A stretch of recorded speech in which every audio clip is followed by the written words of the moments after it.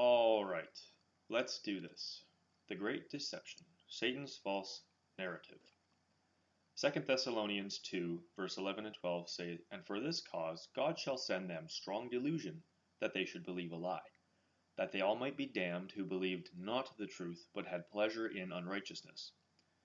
Now, what I'm about to show you in this presentation is what I think that strong delusion is.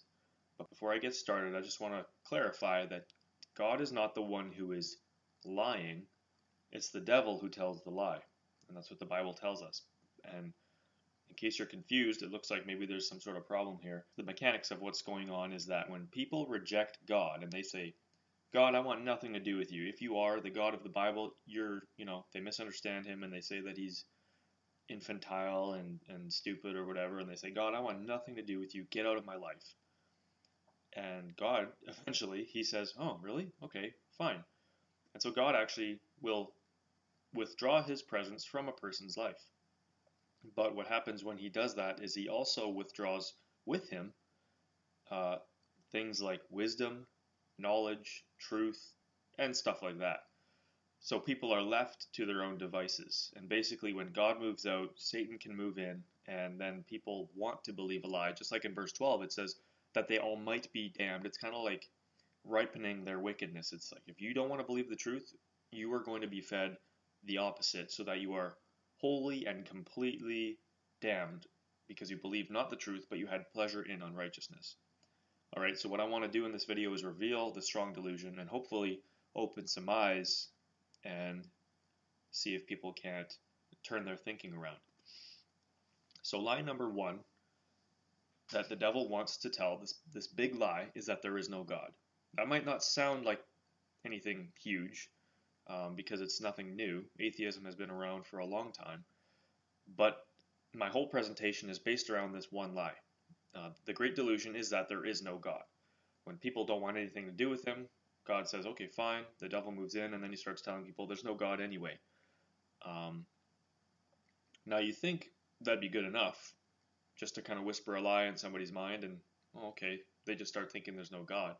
But the devil is a little bit more detailed than that, and he had to actually come up with a big story to kind of back up this whole denial of God. So how is Satan going to convince an entire world that there is no God when all around us there is creation? Trying to tell people that there's no creator when there is creation is, I think it's a really hard thing to do.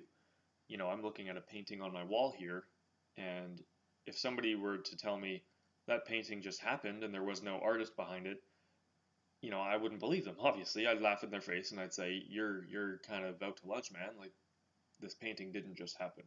Obviously, I can see brush strokes. It's on a canvas." In fact, the whole world, in the world, all you see is creation. I'm looking at my computer right now. I'm sitting on a chair. The computer's sitting on a desk. If I look over, I can see a bookshelf. All of these things were made. And it's no different if I look at this plant on the desk or if I turn around and I look at the trees outside. It's all the same. It all stems from a creator. Everything that you see was made. There's no reason to believe that things just pop into existence because we've never seen that before. All we ever see is things get made. So trying to tell someone that there's no creator is like trying to tell me or someone that Bob Ross never existed, even though we have his paintings. It's a very childish argument to say no, there's no one who made everything. So Satan had to come up with an alternative explanation. And what that looks like is, the Big Bang, or the Big Bang Theory to be more precise. Otherwise known as total bullcrap, the Big Bang Theory requires some big logic. A long time ago, in a galaxy that didn't exist yet, before anything existed really, nothing exploded and every bit of matter that the universe consists of today magically appeared. So they come up with some really fancy words to make this sound like it's really, truthful and scientific, like abiogenesis, cosmological and organic evolution, thermodynamics, and natural selection. In other words, the universe created itself. That is the second lie. First of all, there's no God. Well, what about all this creation? Well, you don't need God because matter can just pop into existence. Oh, that's nice. So you've got the universe. Yeah, behold. The universe is full of galaxies, which are full of solar systems, which are full of planets, stars, asteroids, nebulas, black holes, and everything in between. Here's a model of our solar system, although it's not to scale, as you see on the bottom right there. The objects are not to scale size-wise nor distance-wise. So we have a problem, and that is life. How is the devil going to convince people that there is no creator when there's life? I mean, it's one thing to convince the world that matter can pop into existence from, non-matter, from without a creator. Well, I guess the devil thought if people are dumb enough to buy that one, they'll be dumb enough to think that life can come from non-life. And therefore, the theory of evolution was born. So we need some more big logic, life from non-life, and that is the third lie. Alright, so we've got single-cell organisms that crawl out of the primordial pond scum or the ancestral soup, and a couple million years go by, and all of a sudden we have dinosaurs reigning and ruling over the earth. Huge, gargantuan, beautiful creatures, fantastic. Look, they're all living in harmony. How beautiful. Well, maybe not all the time, though. Problem, again, elephant in the room, where did all the dinosaurs go? So here we have our team meeting of evolutionists, and they don't really like it when you ask this question. They had to come up with an explanation as to why there are no dinosaurs. And so the most popular one by far is that a giant rock hit the earth and wiped them all out. Oh, okay. So a couple more million years go by, and we have the earth as we know it today. So the Big Bang Theory makes just enough wiggle room for other theories, like the theory of plate tectonics. You've probably seen these images before in the textbooks, or maybe on Discovery Channel. We have the magma underneath the ocean, which is kind of weird. Yeah, subduction, earthquakes, blah, blah, blah, Pangea, all the continents lumped into one, and mountains come from plates colliding, according to this theory. But wait, there's more. Aliens. Yes, indeed. The theory of evolution makes room for aliens. It's kind of funny because when I was a kid, people didn't really accept this. It was like, okay, yeah, so life could evolve here on Earth because Earth is just perfectly so oriented in the solar system that life could form here. The chances of life forming anywhere else were so ridiculously small, everybody kind of wrote aliens off. Or I think at least most people did. But times have changed. And I guess people are just more open to the idea that if life could form here, the universe is a big place, life could easily form elsewhere. So, yeah, I found this clip online. A new scientific study suggests that advanced alien civilizations could have existed before the Big Bang. Man, I just laugh when I read that. Are you kidding me? In what way could a study be scientific and suggest that advanced alien life existed before the Big Bang? Like how? How do you quantify that suggestion? Science is something that we're supposed to be able to observe and test and repeat. And secondly, why is it an advanced alien civilization? Why aren't they a primitive alien civilization? Or better yet, why isn't it a creator that existed before the Big Bang? I mean, really? Well, no, maybe not. I guess it must be true. So here we have the universe, all purple and blue, like it just don't care, floating around and spinning forever. No real meaning, no real purpose. What? If you've never heard this before, you might be looking like this guy right now. I doubt that you haven't heard this before, but in case you haven't, or maybe you're a little lost, we are going to recap. Let's go over what we've seen so far.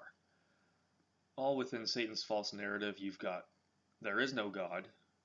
You didn't need him in the first place. The universe made itself. You also don't need God because life can come from non-life. Dinosaurs reign for millions of years. And aliens probably exist. So yeah, people believe this stuff. That's kind of the face I put on. I even put on a suit and tie when I think about all this evolution stuff. I'm just like, wow, really? So before we get any further into this, I just want to warn our sensitive viewers that what we're about to read is sensitive material. Somebody went online and they kind of posted a cry for help because they were contemplating suicide. So if that's something that upsets you, this is your warning. But we're going to go through it because I think it's important. The truth is, um, the Satan's lie, this false narrative that the devil has told, has given people no hope. It's really taken away any reason to live. And this person honestly faces that in the eye and says, hey, why not kill myself? So let's just go ahead and read. This man says, I'm an atheist and I am very suicidal right now. I used to be a Christian, but even if I still believed in that, it wouldn't help. It would actually do the opposite, since I would embrace being in heaven, dying and going to heaven. So basically, I don't see the point in going on with life. What's the point of living, really? My life is totally meaningless. I am a tiny speck in a vast universe that I can't begin to comprehend. Trillions of things lived before me, and trillions of things will live after I die, and none of them will have any real purpose. You can tell me to seek medical help. I could do that. I could talk to my doctor again, and I could start taking my meds again. But what would that really help? All it would do is extend my life a few more years, and it will mean just as much as if I had never been born. You can talk to me about the great human experience and how beautiful life is, since the chances that I would have been born anyway are infinitesimally small, and how we're all just stardust or whatever. But none of it matters. None of us matter. A big rock could hit the Earth tomorrow, killing us all, and the universe would go on as if nothing happened. There is no point to our existence other than what we give it, and what we give it will fade away one day just like everything else. It used to be that the only reason I didn't kill myself was because it would devastate my family. I have better parents than I could have ever hoped for, and it would hurt them so much if I killed myself. But so what? They're just going to die one day and all of our memories with them. Their pain will mean nothing one day when the Earth is destroyed. Ultimately, nothing at all matters. Why shouldn't I just join in on the big sleep? I wake up and I want nothing more than to go back to bed. I would prefer a long sleep that I never wake up from to this life. And I don't even have a bad life by any measure. There's just no point to it. As is commonly stated in more eloquent words, I didn't have any problems before I was born, and it'll be the same after I die. So I'm coming to this great atheistic community of Reddit that has meant a lot to me in the short time that I have read it. I have enjoyed and been enlightened by the discussions that take place here, so I figure it's as good a place as any to ask for some help. Can any of you give me a good, no BS reason as to why I should not kill myself, given how I view life? I'm sorry for causing internet drama. I don't know what else to do. Delete this post if it's not right here. I just don't see I don't see any reason to go on. I thought if there was something I'm missing, this would be a good place to point me in the right direction. Wow, you guys, isn't this sad? This person, first of all, I mean, I got to admit, this person is the most honest atheist I've ever encountered or experienced. This person actually thinks if there is no God, there's no purpose to life.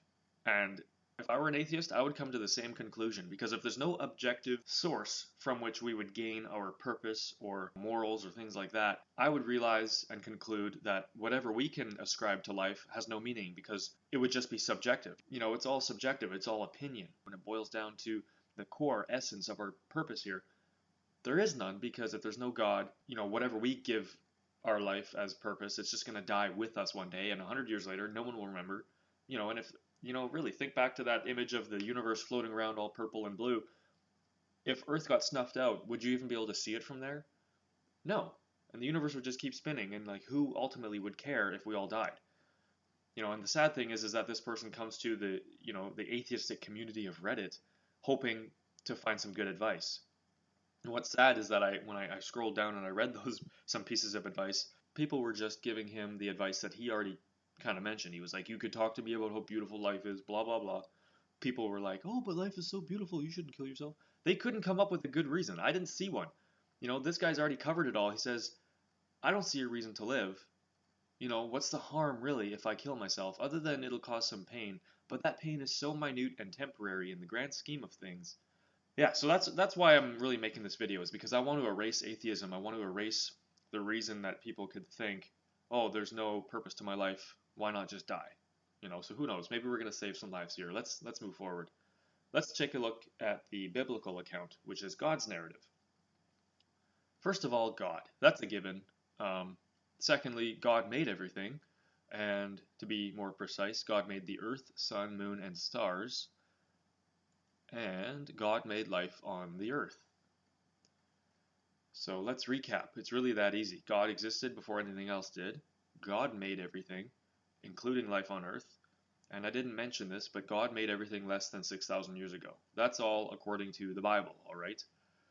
So we still have another problem, or the same old problem, and that is, where are the dinosaurs? So now the elephant is in the church, and Christians, I believe, are expected to answer this question. You know, if we're gonna tell a countercultural narrative as to why we're here, this whole thing about dinosaurs is still kind of odd. People have asked me, well, what do you believe about dinosaurs if you think that the Earth is young?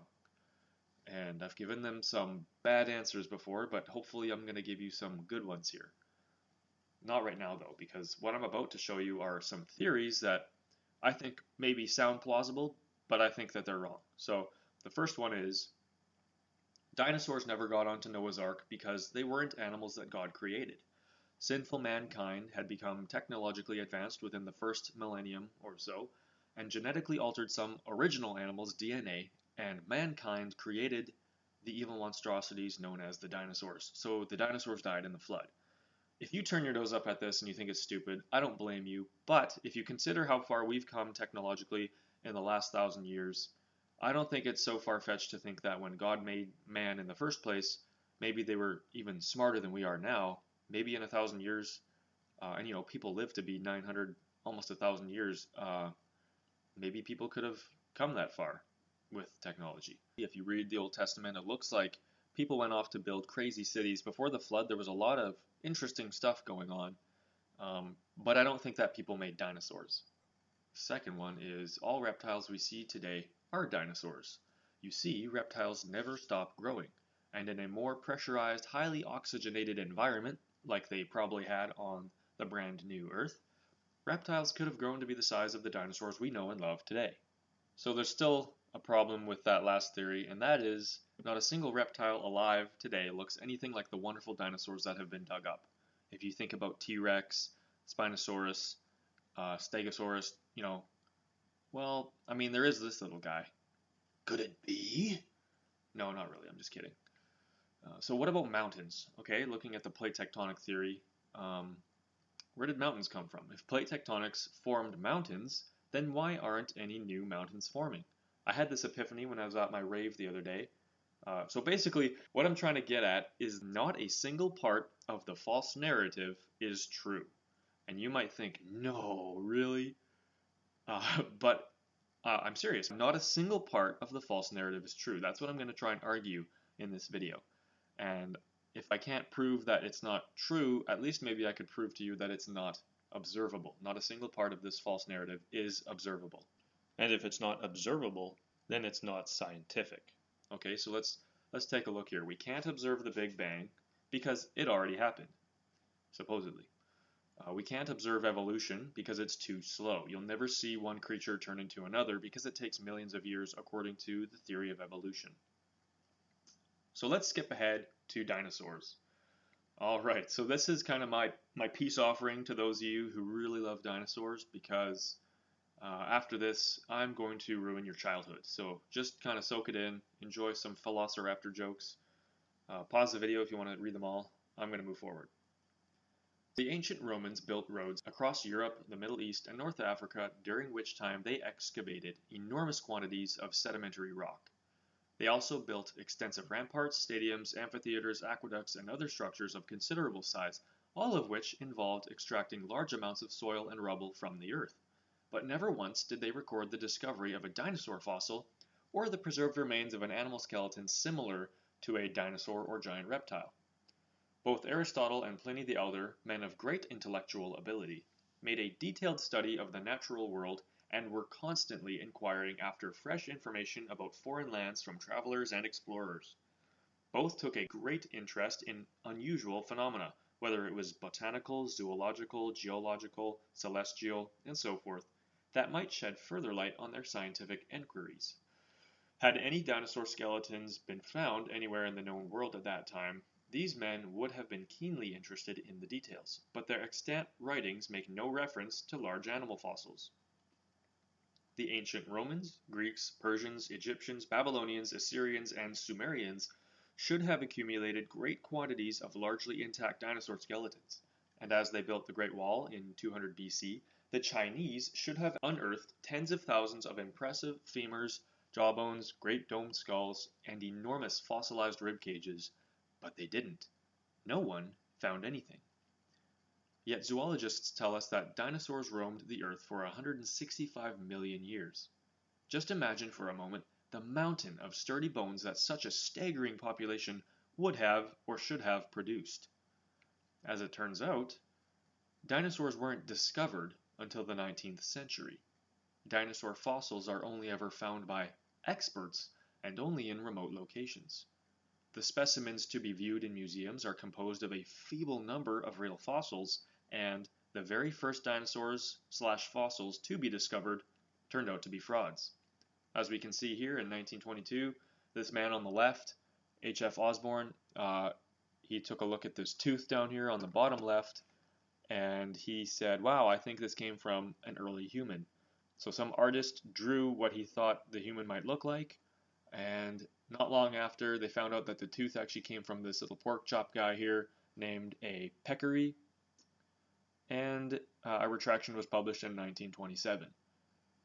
And this Osborn guy is also the same one who invented the T-Rex and the Velociraptor. Great. So the dinosaur hoax is part of the Great Evolution hoax. If evolution was to have any chance of winning popular acceptance, it would have had to extend over a vast period of time.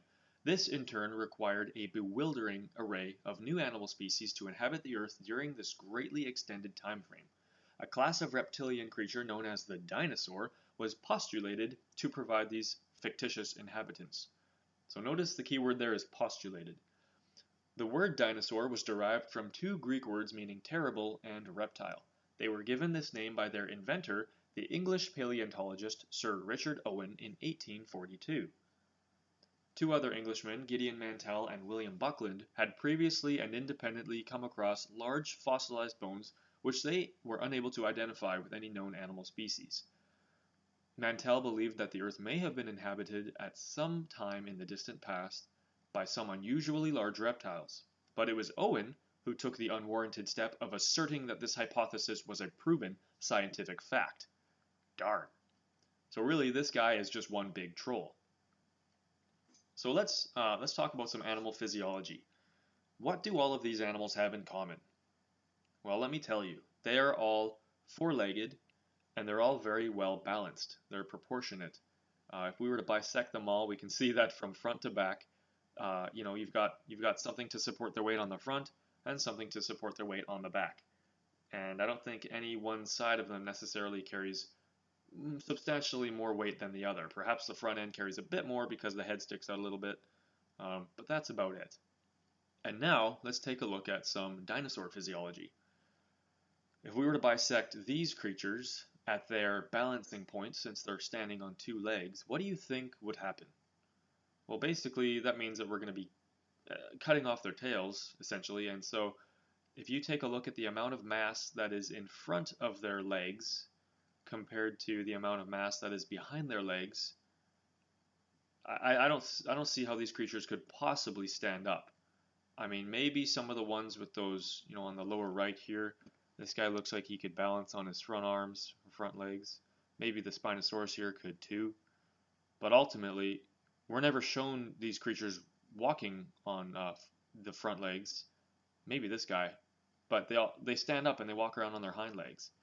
T-Rex has worthlessly small arms and he couldn't balance. He's got so much meat and mass up here, and his head, oh my gosh, his tail would not be able to offset that balance. All of these creatures would fall flat on their face. And yeah, so look at how stupidly small their front arms are. That was a separate point I wanted to make.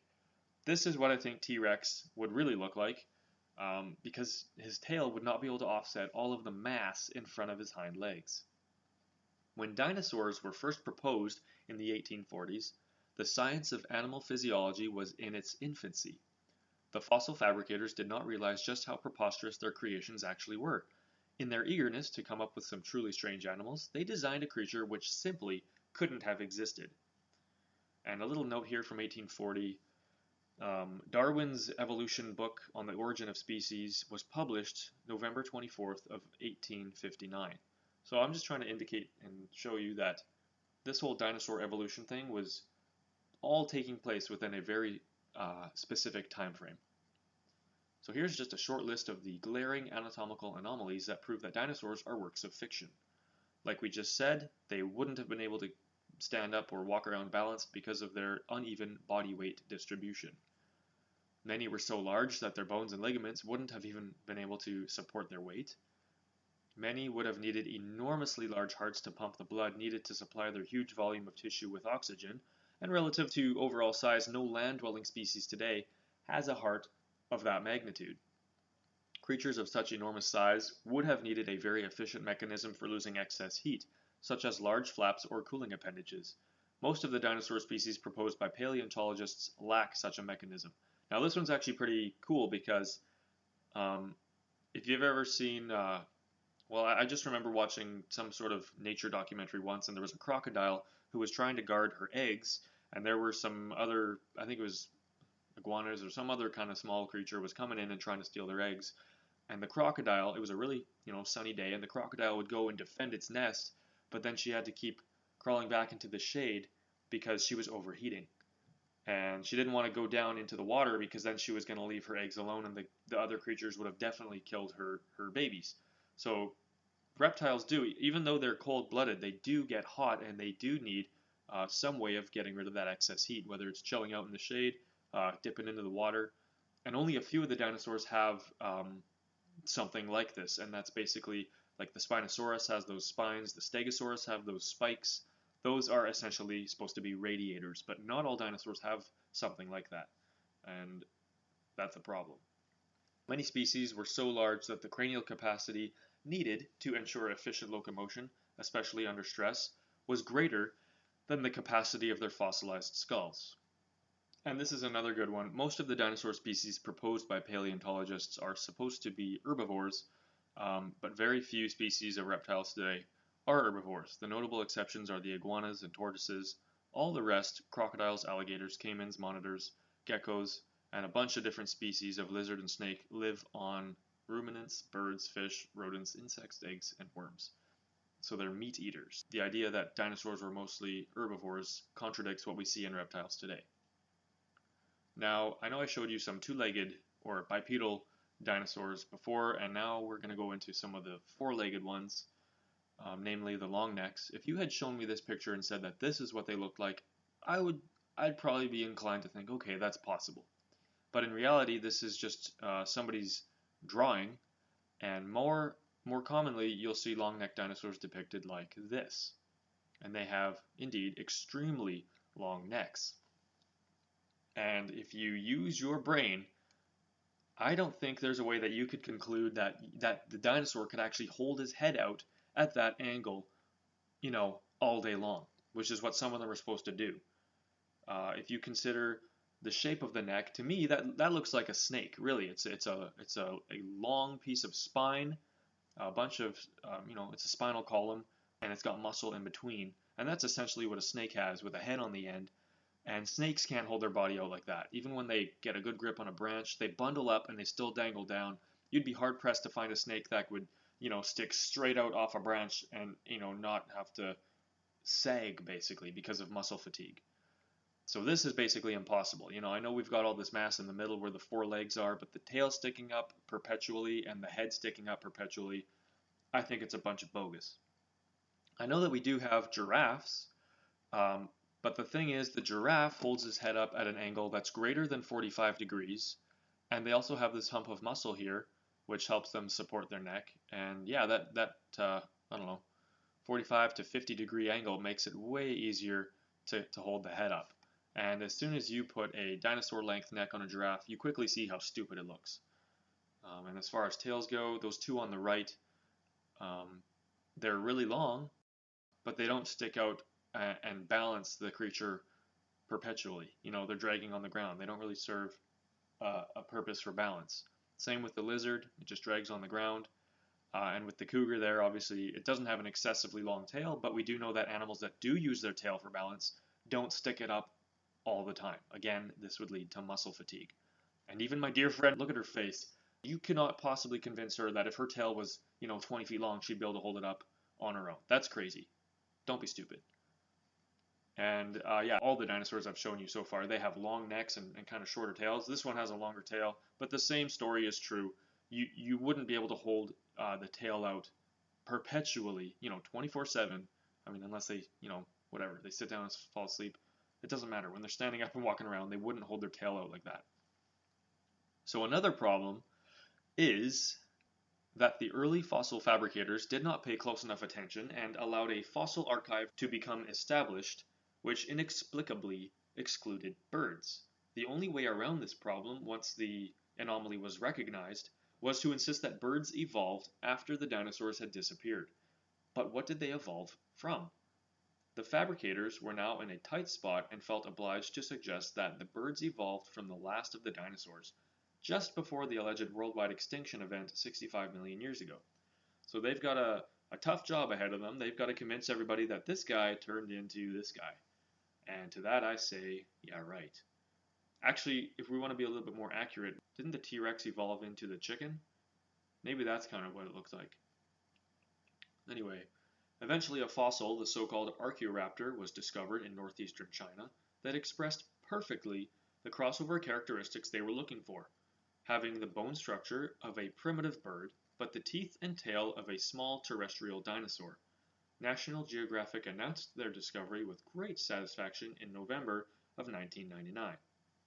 So this is me eating my breakfast. I'm thinking, they needed a dinosaur to bird transitional fossil, and they found one? I mean, how many other transitional fossils have they found? It seems highly suspicious. Do you mind if I take a closer look? Yeah, it's just more BS. Now that is, yeah, just like in Jurassic Park. I love it. Alright, so the analysis of the x-rays of the specimen revealed that it was made up of 3 layers pasted together to produce a work of great commercial value. And National Geographic was forced to apologize, which is really hilarious. So the point is, the concept of dinosaurs only arose when the theory of evolution was in its scientific development stages. The public wanted to know everything, and evolutionists needed to explain the kinds of creatures that must have been alive during the millions of years after single-cell organisms formed, but before Homo sapiens arrived. Thus, dinosaurs were invented to make the theory of evolution look more complete. Sorry kids, show's over. This is as real as dinosaurs ever got. And notice again how worthlessly small those front legs are. So yeah, and this is just kind of bonus round here. This one, this claw, and this claw, these are all bear claws, okay? Can you guess what this claw is? Now, if I didn't tell you, if you compare it to this one, notice this spot here and notice this spot here. Notice the root here and the shape of it. And I mean, these have a similar shape. Of course, we know that these ones are different because of how pronounced this part is. But if I didn't tell you any different, you'd think that maybe this was just a big bear claw, a really big bear claw compared to this one. But then I'd say, no, you're an idiot. It came from a velociraptor, obviously. So let's move on to the theory of plate tectonics, all right? So like I said before, these are things you'll see in the textbook or maybe even on, I don't know, is it still on the Discovery Channel sometimes? Plate tectonics are the explanation for mountains.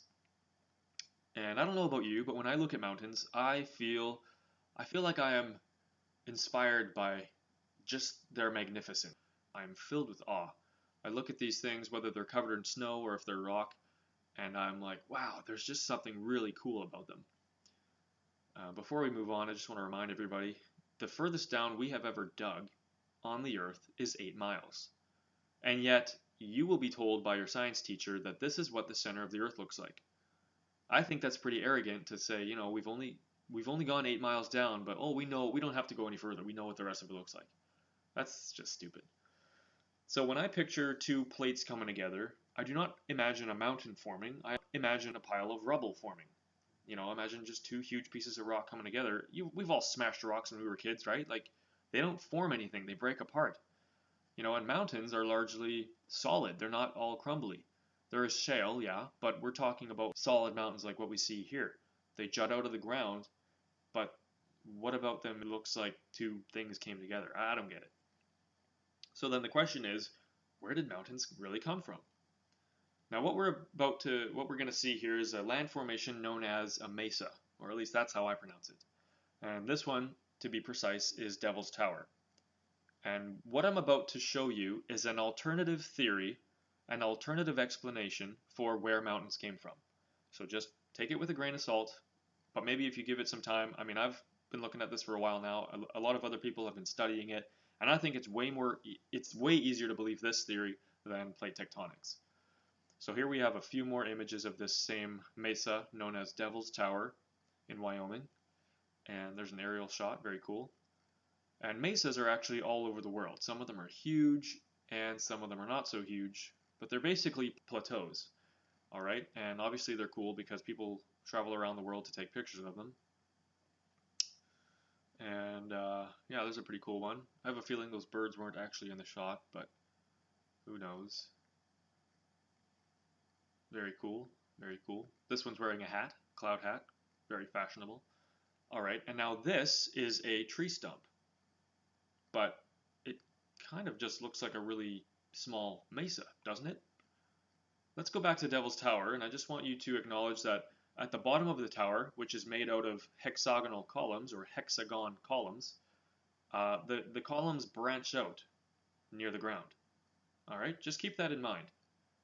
Now the hexagon is a very cool shape. It's something you'll find all throughout nature. Bees use it, wasps use it, snowflakes are hexagons. We'll see some hexagons in nature later on. We can see it here under this microscope. Some of the cell walls, or the cells of a plant wall, use the hexagonal shape. And now we're going to take a look at some stumps next to mesas, and I want you to see if you can find any differences between the two besides size and composition. Man, that one on the right, it's amazing. It actually looks like bark. Isn't that crazy? And this is my favorite. We've got the double stump, and then there's this this matter in between, this mass here. The same thing is replicated in this rock structure. Pretty cool stuff. We'll just move forward with a few of these. This is another good one. You can see how the bark curled in on this type of tree. You'll often see tables made out of really unique stumps like this. They'll cut it down and varnish it, and it looks really cool with all the different lines going in. This mesa has the exact same thing going on. Maybe not as severe, but it looks pretty similar. And then we get to trees that obviously weren't cut down on top, but fell down. And that means that they're broken and craggy looking. Well, as it turns out, rocks do the same thing, and many mountains do as well. Many mountains, in fact, look like they could be giant tree stumps that had broken down, presumably during the worldwide flood a few thousand years ago. So, where am I going with all this? Yeah, basically, the theory is that mountains are the remains of giant, really old trees from probably before the flood. And I started thinking about this, and I started wondering, you know, if mountains are the remains of trees, then what are mountain ranges? Because mountain ranges take on a different look than the mountain themselves. And so I started looking up some images for tree roots, and perhaps you already know where I'm going with this, but we'll just kind of show you a few pictures here of some root systems. Some of them are pretty extreme. That one's pretty cool. And then I went to Google Maps and I found this. I actually, for once in my life, I found something on my own. This wasn't taken from the internet in someone else's video. I found this, and this mountain range looks like a root system. Pretty crazy, right? In fact, anywhere you go, if you look at mountain ranges, and I'll just sort of enhance the images here, they look like there's root systems going on. Maybe you can see here, there's like a main beam going down this way, and there's little offshoots coming off of that main beam. And if we go to Earth view, I'm going to zoom in here, and I'm going to show you exactly what I mean. I see this main ridge from which smaller ridges shoot off, and actually even smaller ones shoot off of those. And again, here in, I think this is British Columbia, you can see, you follow the snow line, it looks like there's some sort of organic theme going on here. In fact, this reminds me very much of the circulatory system, or name any system.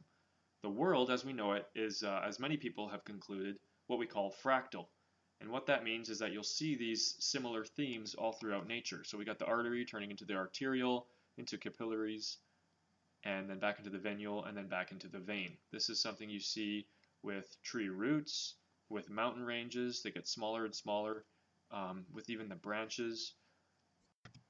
And what I mean by fractals is as follows. We see in this seashell there's spirals going on in nature. There are also many spirals happening on plant life. If you were to look at a forest from, up in an airplane, it looks like a piece of broccoli. Broccoli looks like forest up in an airplane kind of thing. We see spirals on pine cones, in plants. The way that electricity flows through things looks like the same way that ice crystals form, and also looks like more plant life, more root systems going on. This is some current flowing through wood. And again, we can see this fractal image seen in tree branches, and even in the way that water carves its way down through landmass and forms rivers. And then if you were to look at a leaf and then compare it to something like a, Google a dragonfly wing, and you'll see that there are very similar patterns going on. And that's what I mean by the world is fractal. So anyway, let's continue. Here is the Giant's Causeway in Ireland, and here we can see more hexagon columns all over the place. It just looks like these things were all over the place, just like maybe trees would be in the world when God made it. Now, mainstream science wants to tell you that all these hexagons formed when lava cooled. But if you just give your head a slight shake, just kind of shake it a little bit, and then take a look at the following image, you'll see that lava actually cools in the same way that it was when it was molten. It looks all gooey and, round. It wouldn't form hexagon columns. Not like this anyway. Well, in no way would it form a hexagon column. So these things are all over the world. I saw some in Iceland last summer. They're really cool. And then you can even see hexagons on the salt flats. Maybe you can see it there on the ground. There's a good one. And a lot of you might be thinking, well, what if it's just the way that the sun dried the earth, and it's just cracking and random? Well, it turns out when mud bakes in the sun, it actually is very random, and you don't see any hexagons. But you do see hexagons all over these salt flats. And again, like I mentioned before, there's a compound eye of an insect, and you can see that there are hexagons at work here. Same with on this one. That's a pretty cool one. Wow. And yeah, so let's get back to this false narrative thing.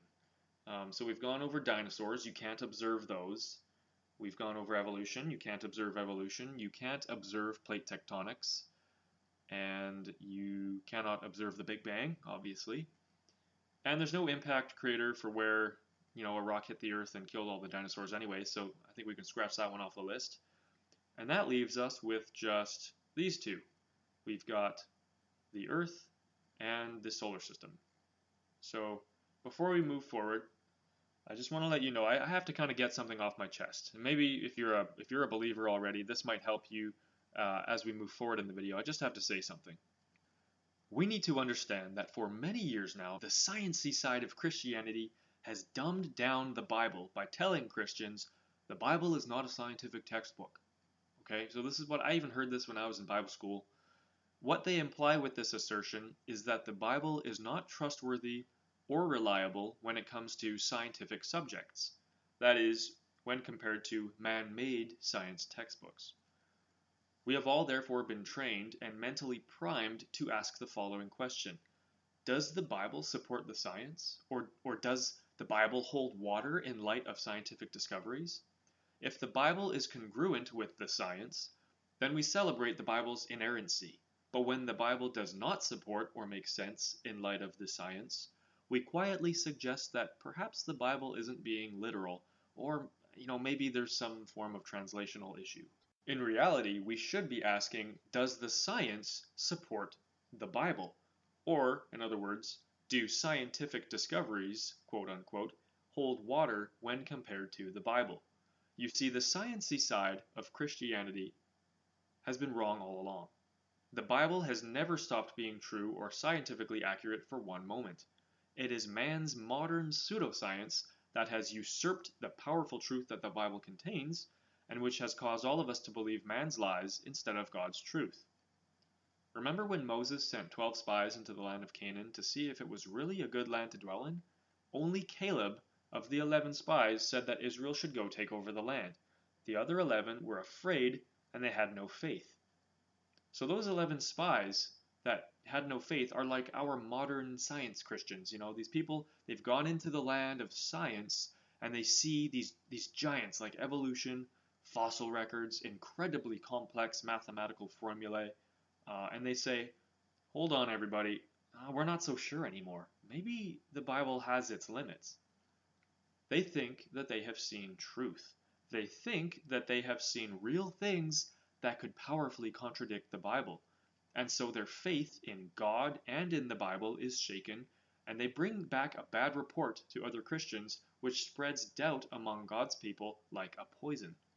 Is it any wonder so many people abandon Christianity and instead choose to follow and believe in a man-made religion called Scientism instead?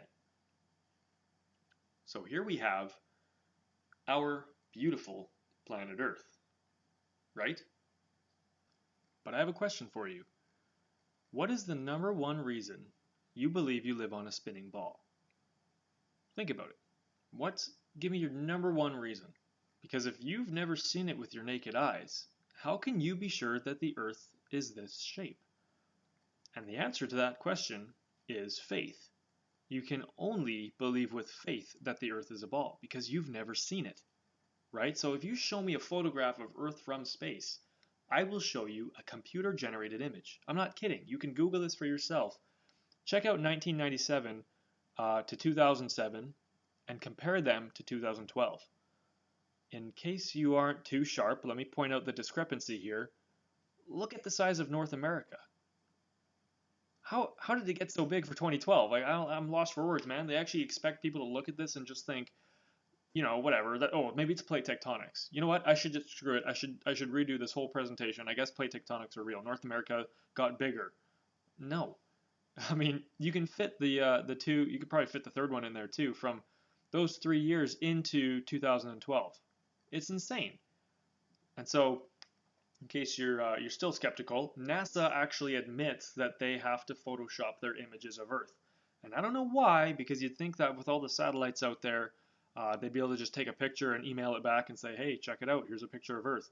What they've actually got, instead of cameras in space, are these kind of photoreceptor things that take in visual data, and then this guy takes the data and compiles it into an image, and he's recorded saying, word for word, it's photoshopped, but it has to be. That's what this guy says. So let's take a look at some of NASA's globe claims. All right, so mainstream science says that the Earth is tilted at an angle of 23.4 degrees. You know, you'll probably actually hear the number 23.5 or so. That's because they want to avoid this official number, but this is the real number, and there's a reason why. And that is, if you look at the other side of the angle, 23.4 subtracted from 90 degrees is 66.6. Yes, indeed, a triple six. What about number 2 here? Mainstream science claims that Earth revolves around the sun at a certain speed. Now, I'm not talking about Earth's own rotation, but the orbit of Earth around the sun. If you Google it, you're given a metric figure for some reason, 30 kilometers per second. But what I'm after is the 18.5 miles per second down there. All you have to do is convert this into miles per hour and you get another triple six. I mean, really? So let's move on here. Is the sun 93 million miles away? This is what NASA tells us. But does it look like it's 93 million miles away? Does the sun light up the moon, as NASA tells us? Well, if the sun's 93 million miles away, I'm not sure how this picture's possible. Another question is, why do we see the moon and the sun as the same size? Is it really just cosmological coincidence? And another question I have is, if the sun lights up the moon and I can see the crescent part of the moon here is lit up, how come I can also see the dark side of the moon? Now, the most common answer I receive is that Earth is sending off its own light to the moon, and that light hits the moon and bounces back and gets into my eyes. And that's how I see the dark side of the moon. But the moon is like really far away from the Earth and really small. Do you think that that's really possible? I'm not too sure anymore. Here's a good one. So we've got the rotation of the planets and the Earth around the Sun. Of course, though this isn't to scale, because it's never to scale. So here's the Earth around the Sun, and for some reason it looks like there's a little face in the Sun there. Actually, yeah, it looks like a guy's making a fart noise with his hands. That's kind of weird. Anyway, how is that possible with star circles? These star trails are always perfectly circular, and they only ever go around the North Star. But the Earth is tilted on an axis, and it's going around the Sun, and the Sun is going around another object. I mean, how is this possible? Can anybody tell me what this planet is? Actually, it's a trick question because it's not a planet anymore. Or if that hint's not good enough for you, what if I just do this? Yeah, I'm not kidding, man. Like, you can actually put Pluto's face on the planet Pluto. Yeah, maybe that's why they took it off the list of names for planets, because they didn't want people looking at this anymore. I love this picture. Here's a Google image search result from Venus, and this is just to show you even more that these planets are CGI. If they weren't CGI, all the pictures would look the same, which I think I could argue for the Earth as well. But the continents change size, and I know that it's CGI. So here's Mercury too. Yeah, didn't you know actually the black and white camera that they sent out in space, 30 some odd years ago, or older, I don't know. It got the app update is what I'm trying to tell you, and now it can take color photographs. I mean, how cool is that? That's pretty neat. So we got the original Jupiter on the left. This was taken a long time ago. I remember seeing that picture when I was a kid. And we have the recent picture taken on the right. And it's phenomenal because in this second shot, we actually were able to line up Jupiter the exact same way it was in the first shot, and it was there was Aurora Borealis happening on the North Pole. Pretty darn lucky, don't you say? So this is footage from the ISS, and again, well, actually I haven't gone over the satellites yet, but I don't see any satellites floating around. The problem I do see is that for most of these images there are no clouds. And I mean, here, yeah, I've been to Italy, and I know that there are clouds overnight. So where are the clouds? And NASA says, well, we took the clouds out so that you could see more, see more night lights on the Earth. But my question is, NASA, can you show me one image of the Earth that you haven't photoshopped? I mean, come on.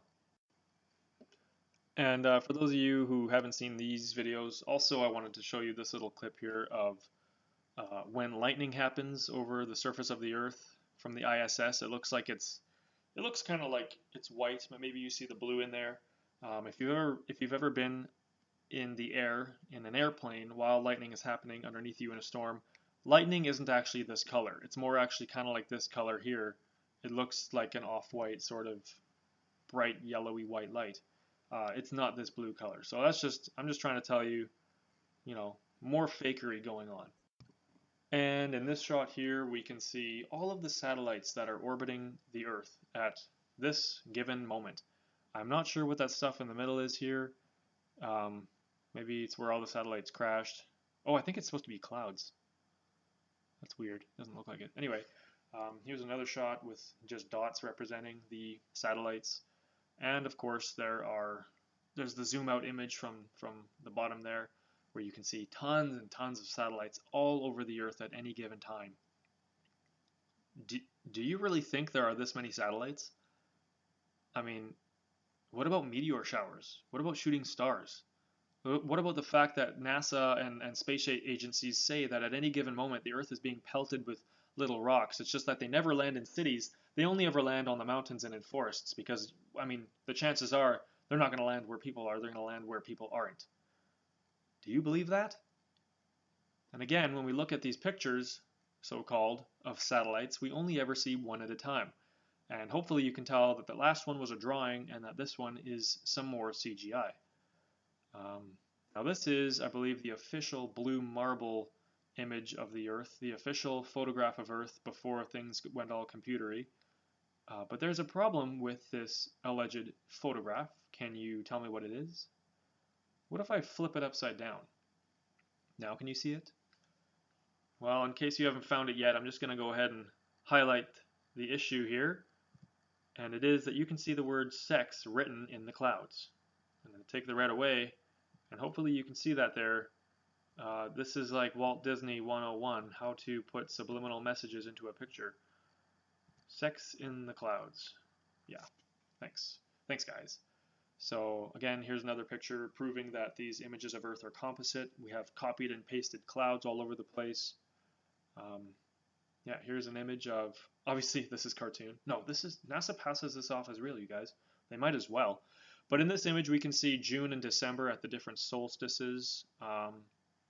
In the one on the left, it's the summer solstice for north of the equator.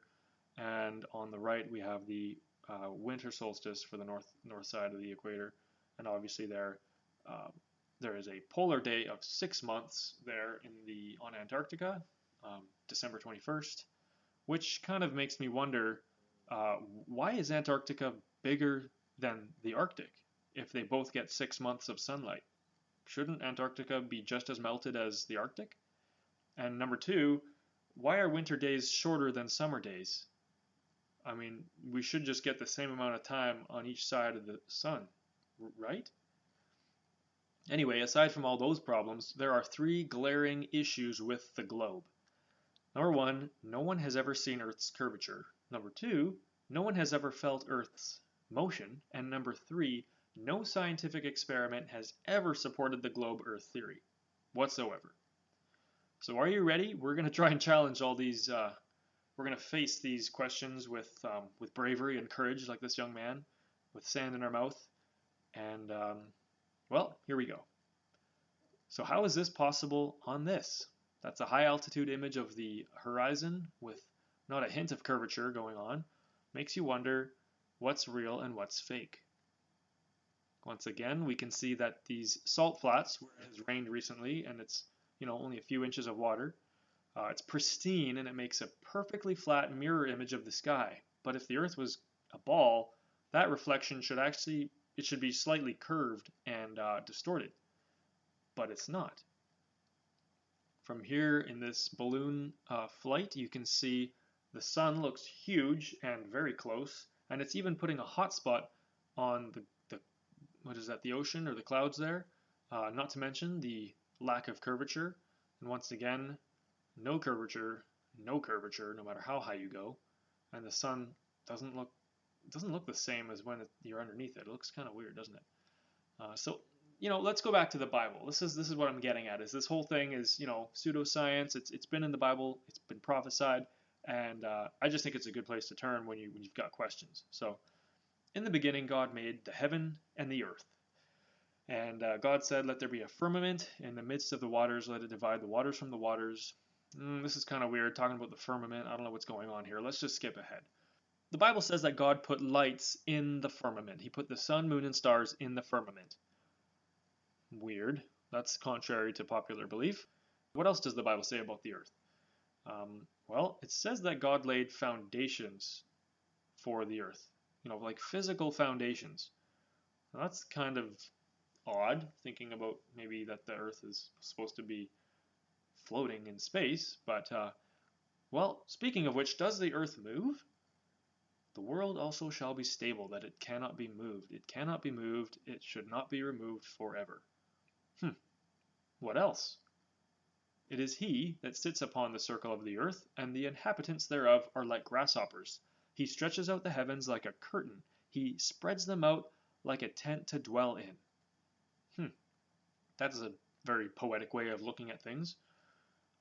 Isaiah also says that there are 4 corners to the earth, and John even said that he saw them in his vision in Revelation. Now, could a sphere really have 4 corners? It's kind of interesting. Maybe you're like my friend Jackie Chan here and you're just thinking, what is going on? Well, let's just recap and see what the Bible says. Okay, so the firmament, also known as heaven, apparently is a solid object because it can hold up water. It is stretched out like a tent in which the sun, moon, and stars are set in place.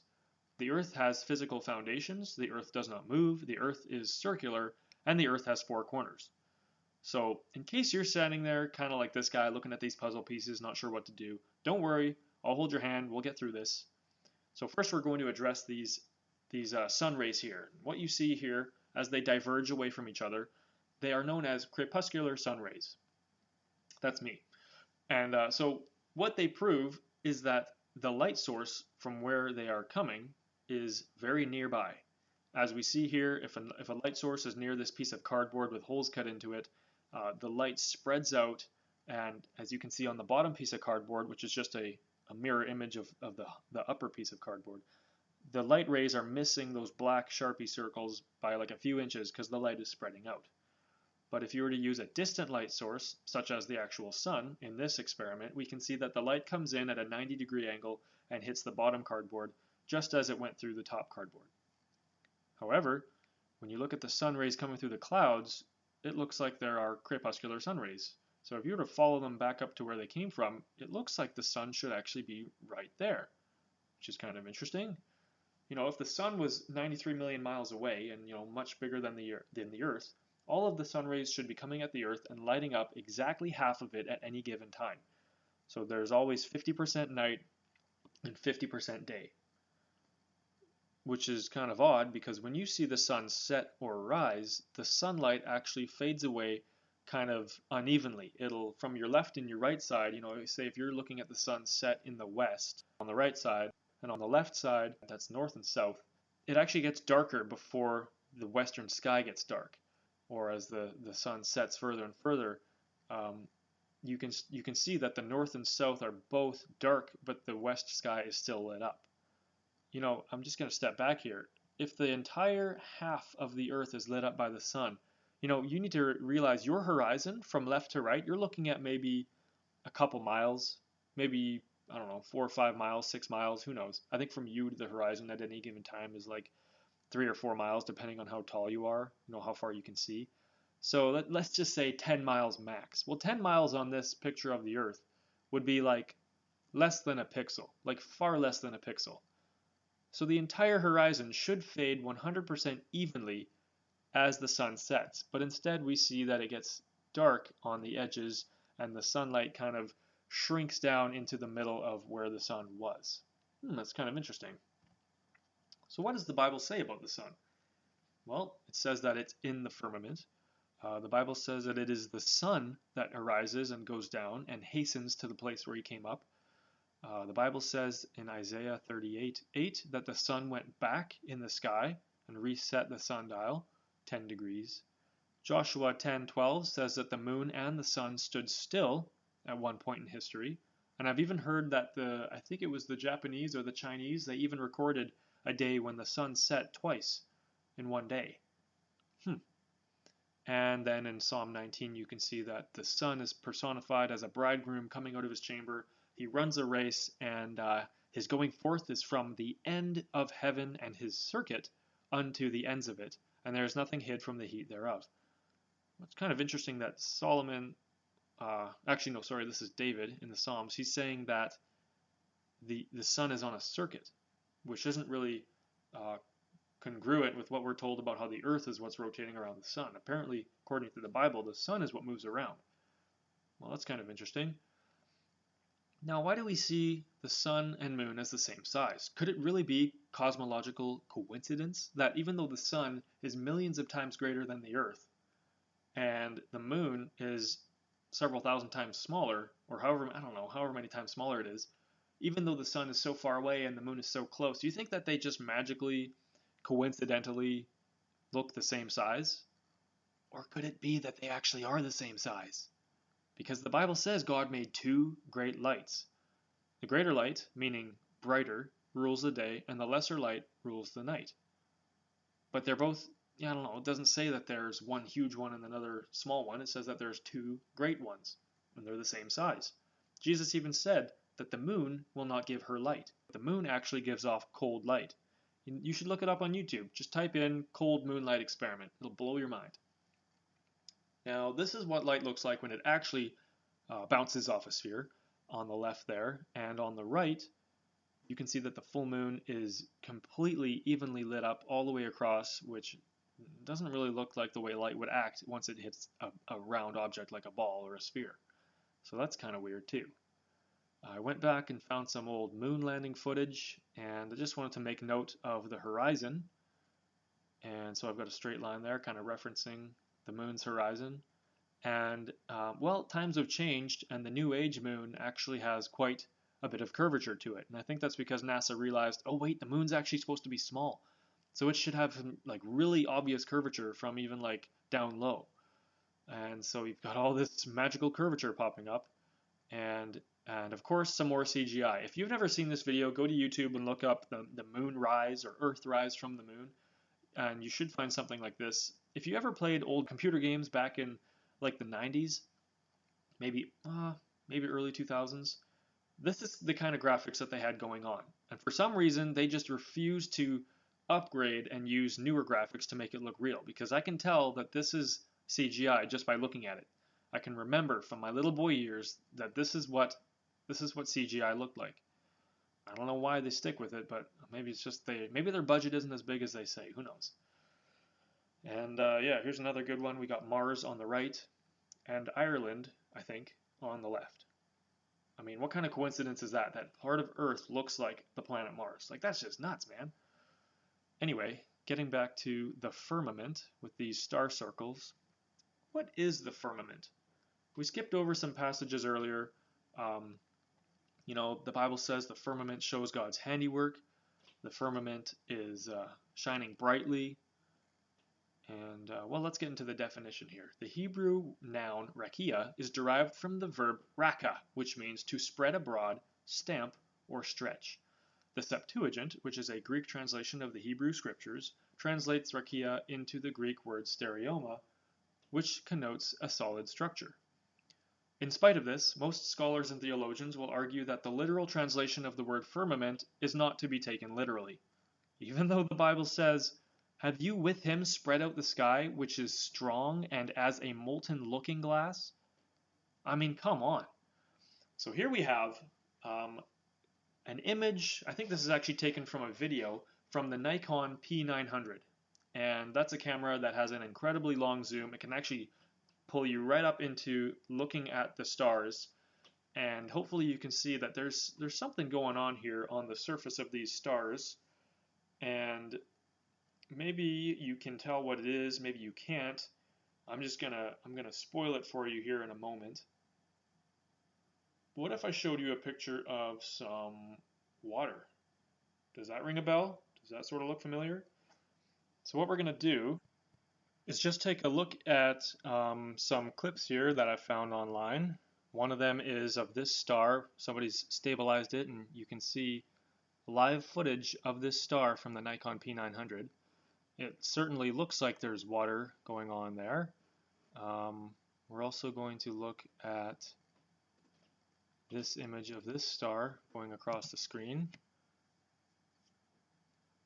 I would imagine that this is serious because of how much it twinkles, but hey, maybe that's why they twinkle. Look at that. That's amazing. It looks like water's right there in the sky. Let's see here. That's incredible. Man, that's unreal. Okay. So let's get on to the moon. This is also a really cool one. And in case you need more convincing, you're going to follow this arrow right here and watch this line move across the surface of the moon. That is, ladies and gentlemen, a moon ripple. And there's another one following it right there. All right. And just for added effect, we're going to look at this one that's also slowed down 25% speed. Starts right there. Boom, you can see not only does it travel along the surface here, but you can actually see it go across the face of the moon as well, not just the edge. So, yeah, pretty cool. Let's just get back to our presentation. And let's check out the Bible. What does the Bible have to say about all this? This is kind of what I skipped through earlier, but God said, "Let there be a firmament in the midst of the waters, and let it divide the waters from the waters. And God made the firmament and divided the waters which were under the firmament from the waters which were above it. And it was so. And God called the firmament heaven, and the evening and morning were the second day. So, I mean, I don't know if maybe you're a Christian, maybe you've read the Bible all your life, and you've always read this verse, and it's kind of like, what is going on here? Well, I'll tell you what's going on, is that up above the literal glass dome firmament over the earth, there is water. And here are some more images of stars in the sky, and you can clearly tell that these things look like they're behind some sort of film of water. Now we see that there is light pouring through a glass of water there on the top, and it puts this kind of image down on the counter. And in the sky, on the image below, you can see that a similar light form appears in the sky. And I think that is also evidence of the fact that there is water beyond the firmament. So what am I trying to say with all this? Let me just stop beating around the bush and just come right out and say it. The earth is flat. We live in God's enclosed terrarium, and above us, the sun, moon, and stars all go about their circuits. The world is geocentric, not heliocentric. No matter how high you go, whether you're at the sea, the sky, or way up high, like high altitude, way up above a commercial airline's flight path, the horizon is always at eye level. And that is only possible on a flat plane. If the earth were curved, the horizon would stay in one spot as you ascend, and you'd be looking down on it, and you'd be looking further down the higher you go. But that's not what happens. So here's one depiction of what the earth looks like with the firmament on top and the moon and sun there. You can see kind of daytime and nighttime are separated. Now some of you might wonder, wouldn't the sunlight light up the entire earth if the earth was flat? Well, no, the easy answer to that is, go turn on your lamp in your living room, when it's nighttime, and let it be the only light source in the room. And if you stand right next to it, you light up like, because you're right next to it. But as you step away from it and go across the room, you get dimmer and dimmer. And that's because there's air, basically. The sunlight does not go all the way across the earth because, first of all, it's not as big as we've been told. And it's also, there's atmosphere. The sun is local, so it has to shine through air, and it can't go all the way across the world. That's just the way it works. Speaking of the firmament, let's just take a look at some of these images here, these GIF images of the sky at night. If you were never told that you lived on a ball floating through space, and you saw this with your naked eye, maybe you don't see, the GIF image, maybe you just see the sky right above your head. Would you think that those stars are millions of light years away? Or would you believe your eyes when they tell you that they're right there in the sky, like on the sky? Because that's what my eyes tell me. When I'm looking out there at, say, the Big Dipper, I see that when I look north to the North Star, it looks like it's really high, and as I look toward the horizon, my eyes are telling me, and my brain is telling me that it looks like they're actually getting closer. It looks like there's actually kind of a bowl around me wherever I go. And that's because that's what it actually is. The Bible tells us that there's a firmament, a dome, covering the earth, in which the sun, moon, and stars are set in place in their circuits. And so that's what we actually are able to capture here with these time-lapse images and these videos, is we can see the whole firmament spinning. And mainstream science wants to tell you that, those stars are actually millions of light years away, and they're actually really big. And, you shouldn't be able to trust your God-given senses. We need to trust them because they know better. They're the special priestly order with all their special science machines, and you can't trust what you just see. You have to believe what they show you on the screen, which is all CGI. This is not CGI. This is what you can see with your own eyes. It's only a time lapse. Now, speaking of these stars, the Bible tells us in a few different places that the stars are going to fall from heaven. And if you recall, from Genesis 1, we're given the definition of heaven, and it is the firmament. So Jesus said the stars of heaven will fall, and in Revelation, John says that the stars will fall as well. And if you consider what the globe Earth theory says about these stars, that would be impossible, because some of the stars are many times bigger than our very own sun. It makes no sense that the stars could fall to the earth. But according to the Bible and according to the flat Earth theory, the stars falling from the sky doesn't sound so far-fetched because they are just lights. They're just light sources in the firmament. We don't really know what they are, but we know that they are a lot smaller than science tells us, and we know that they're a lot closer. So once again, what the flat Earth theory says supports the Bible, And it makes sense that the stars could fall from heaven onto the earth, only in the flat earth theory and not in the globe theory. Anyways, here's another depiction of the earth with the four corners included for those of you who are maybe challenged with shapes. I've heard so many people go, if it's a circle, how are there four corners? I mean, come on, use your head, man. Now here is the equidistant azimuthal projection of the earth, and I want you to take special note of that white circle around the outside there. That is Antarctica. And the Bible says he has surrounded the waters with bounds until day and night come to an end. Now what's interesting is most people scoff at the flat earth theory because if the earth were flat, all the water would run off of it like a dinner plate. But the Bible's already got us covered here, and it says that there's actually a boundary that keeps all the water in.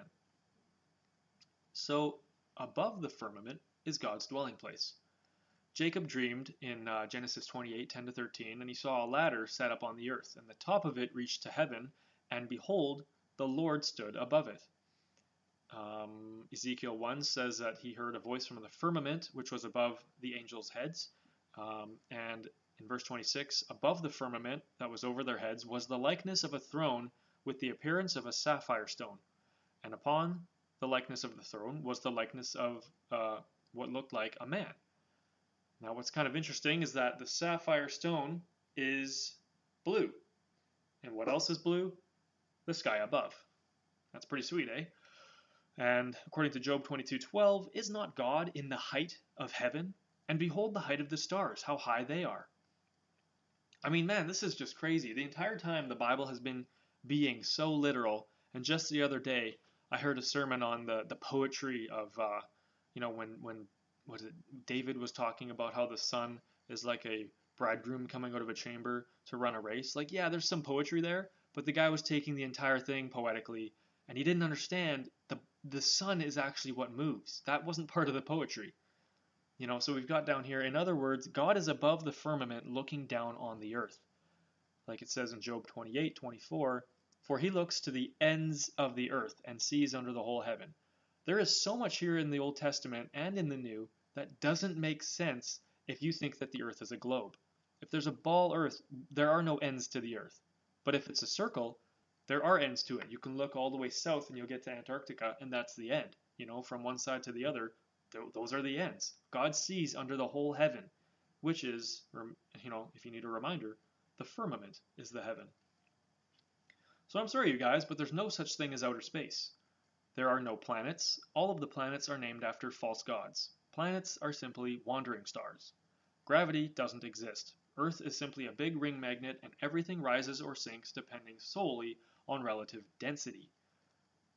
Now, I did some research on the sun recently because I started thinking, well, how does the sun burn if there's no oxygen in space anyways?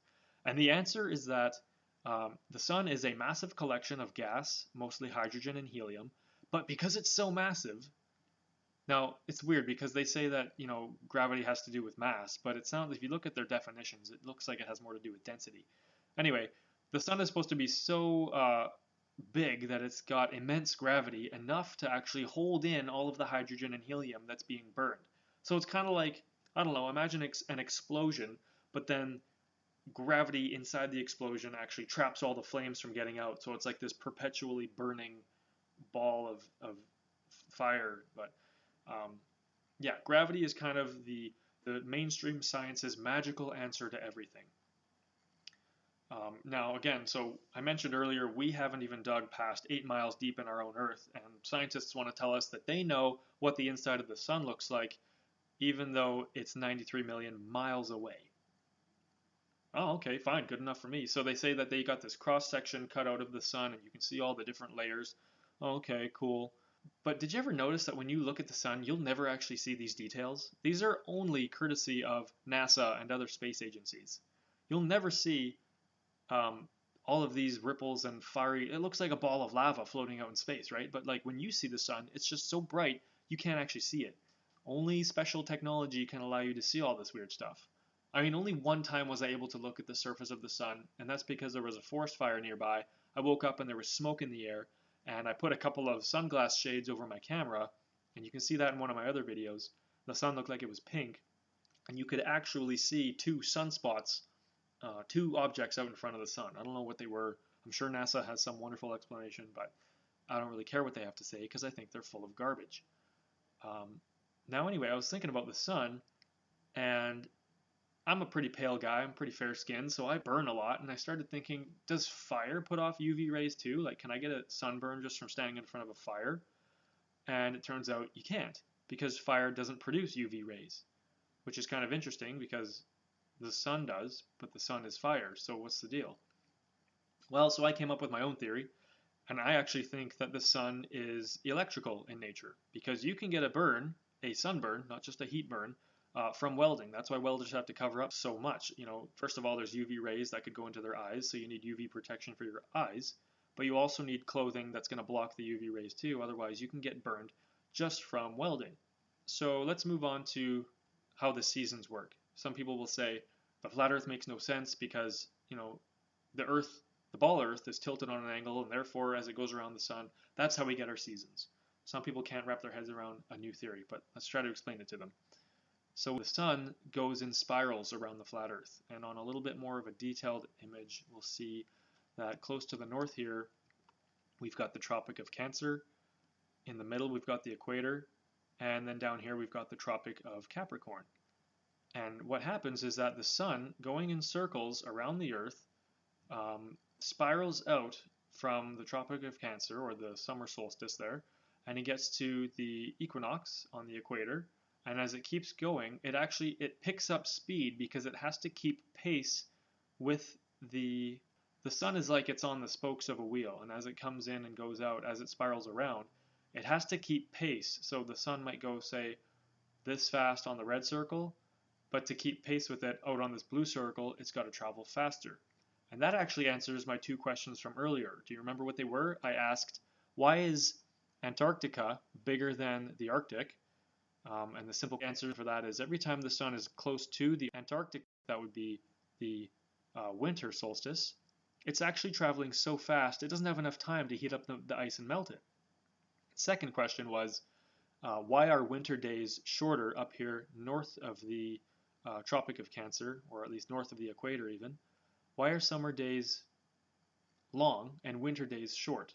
And that's because when the sun is here on the Tropic of Cancer, the sun is actually moving relatively slow, and say for someone here on the west coast like myself, as the sun moves around, it takes a long time to set because it actually does have some throw. Maybe let's say the sun throws, let's say it lights up about half the earth at any given time.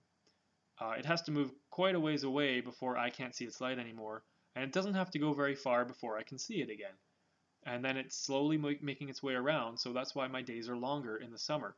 In the winter, however, the sun is really far away and it's traveling really fast, but it has a longer way to travel because it's on the outer edge of this its circuit.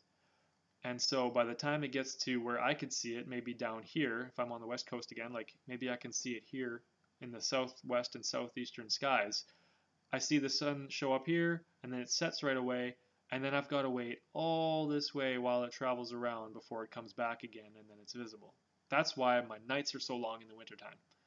The globe can't answer those questions properly, but the flat earth theory can. If you're still not convinced, just take a look at these flight paths. If you want to go from the southern tip of Africa to Australia, you've got to come up over this landmass here, the southern side of Europe, and that just kind of looks stupid. Why not just go straight across the ocean? Well, it's because on the flat earth map you can get more money by going across all these land masses, and it just means more passengers, right? Same is true for here. If you want to go from Australia to South America, you got to go up over North America and then down. On the flat earth map, it's a very logical straight line. If you want to get from Christchurch, New Zealand to South America, it should be a very short flight on the globe, but it's not. You have to go up to Australia, up to North America, across, and then south. Now on the flat earth map, you're simply making a connector to Australia, then a flight up to North America, across, and down to South America. Very logical as compared to this line across the Pacific Ocean. Another good one is the emergency landing. There's actually a few of these. If you go to YouTube and type in flat earth emergency landings, somebody's put together, I think, 6. Basically, some lady was taking off here north of Australia, had to get to the west coast, and they made an emergency landing in Alaska because she gave birth on the plane. The problem is At what point does it make more sense to land in Alaska than it does to land here? Well, on the globe, it doesn't make any sense. There's no point at which you'd say, oh, quickly, go to Alaska. But on the flat Earth, if you're leaving from north of Australia here and you're trying to get to the west coast, you're flying right by Alaska. So at any point before Alaska, it makes tons of sense because it's still United States territory and you can land there. So once again, the flat Earth has it.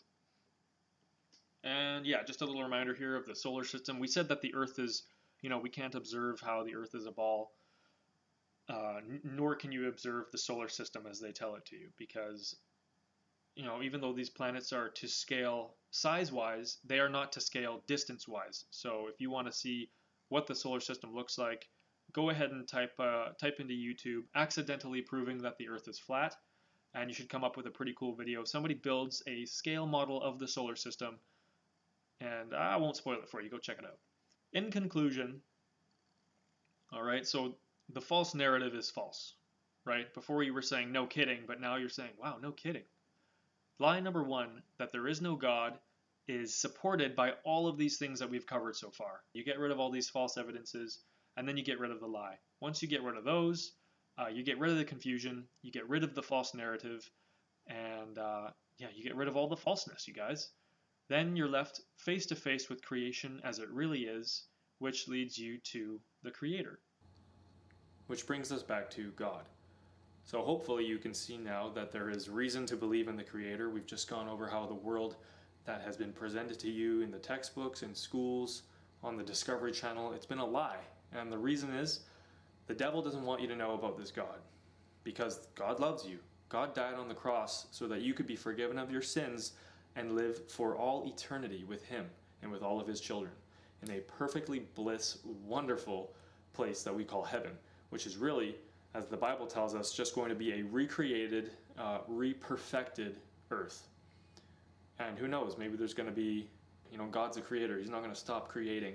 I would not be surprised if He broke down the firmament and actually showed us more worlds that He's made. It's going to be really awesome. And the thing is, we're living in the end times, and that's why this great deception has happened so recently, and this is Satan's last-ditch effort to cover up the truth. And, like I had mentioned in the presentation, this whole Big Bang Theory made room for aliens. Evolution made room for aliens. And as many people suggest, the devil may very well be scheming a way to sneak into the world physically, taking on the appearance of an alien so that people can look at him and not be afraid, or to not be freaked out that he's some sort of angel or fallen angel, but rather he's going to appear as a very natural part of the universe, or he's just another evolved creature, and this is how some people think he's gonna ultimately deceive a lot of people at the very end. So this is just kind of the setup. This is all part of the Great Deception. I'm sure I've missed some things, but I hope that this was enough to get you to open your eyes and see, wow, the world is not how I've been told. The world's not a ball floating through space endlessly with no purpose. The Earth is stationary. The Earth has a ceiling over it. I'm living in a world, a closed system that God made perfect for my habitation. And the devil doesn't want me to know it, because as soon as I do, I'm face to face with the Creator. And at that point, evidence pushes me over the fence, and I have to say, yeah, God's real. And I hope that it's enough for you to realize you want to follow this God, because He loves you. He died on the cross for you. And yeah, this was supposed to be just a flat Earth presentation, but I can't really just make a video about the flat Earth and not talk about the Creator, who is the one that the devil's been trying to hide from you. Okay, so I hope that makes sense. Thanks for watching. Please like the video and subscribe to my channel, and by all means share the video. I want as many people to be able to see this and come to this epiphany as possible, so that more people can be saved. Alright, thanks for watching. I'll see you next time.